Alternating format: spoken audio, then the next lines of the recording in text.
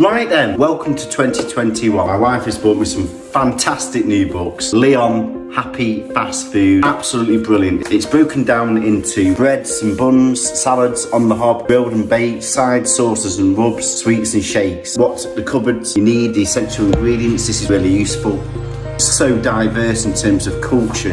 And I really love how the illustrations and the ease of showing you how to do things. Leon also do a wide range of their own products, like this chili sauce, for example. It actually covers in here how to do a lot of these sauces. They're different kinds of hummuses, all parts of the side, sauces and rubs. Here you've got all the different kinds of mayos. You've got chimichurri sauce, vegan mayo, barbecue sauce.